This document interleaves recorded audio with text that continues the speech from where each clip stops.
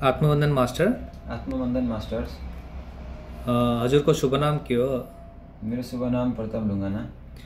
अनि महाअवतार बाबाजी पिरामिड ध्यान केन्द्रसँग हजुरको परिचित कसरी भयो? म पूजा सामग्री किन्ने हेतुले आएको थिएँ र उहाँ गुरु मिन विष्णुज्यूसँग भेट भएको हो। अनि हजुरको यो कुनै समस्याको कारणले ध्यानमा जोडिनु भयो कि या त्यतिकै ध्यानको केही अनुभव गरौँ भनेर यस ध्यान केन्द्रमा जोडिनु भएको?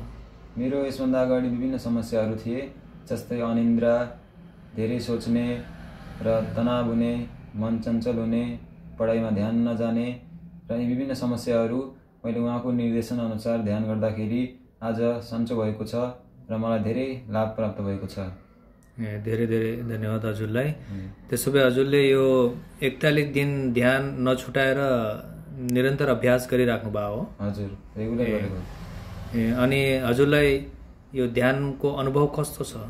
यो तपाईको अनुभव हजुरले हाम्रो जनताको अगाडि केही अनुभव सुनाइदिनु होला। म सुरुमा ध्यान भन्ने के हो थाहा थिएन।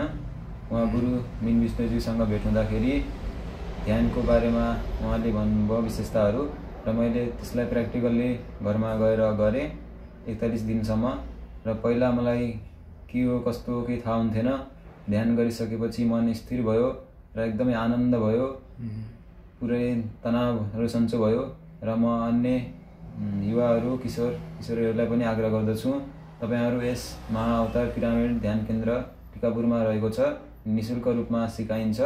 यहाँ आएर ध्यान सिक्नुहोस् र आफ्नो जीवनमा लाभ प्राप्त गर्नुहोस् भन्न चाहन्छु। अनि हजुरको अहिले पढाइको स्मरण शक्तिको कतिको प्रभाव परेको छ पहिलाभन्दा? पहिलाभन्दा एकदमै बढेको छ। पहिला मलाई 2-4 वटा कुरा पनि याद गर्न एकदम गाह्रो हुन्थ्यो र अहिले पढेको सबै याद हुन्छ। धेरै धेरै धन्यवाद। तपाईले धेरै ध्यानको लाभ लिनुभएको छ। हजुर, एकदम खुसी लाग्यो। पिरामिड मास्टर, अब तपाईँ यो ध्यान साधना सुरु गर्नुभयो अनि यो ध्यानले तपाईलाई धेरै फाइदा पनि भयो कि यो ध्यान तपाईको समस्याको समाधान हुनसम्म मात्रै गर्ने हो कि यसलाई के कन्टिन्यू गर्ने हो हजुरले? अब मेरो समस्या जति सबै समाधान भयो लगभग, तर म यसलाई यसमै सीमित राख्दैन र यसको जुन आनन्द, जुन शान्ति मिल्छ, म यो जीवनभरि कायम गर्न चाहन्छु। र आज 41 दिन पुरा भएको छ र अब म हरेक दिन ध्यान गर्नेछु। हजुरलाई धेरै धेरै बधाई छ 41 दिन सम्पूर्ण गर्नुभएको।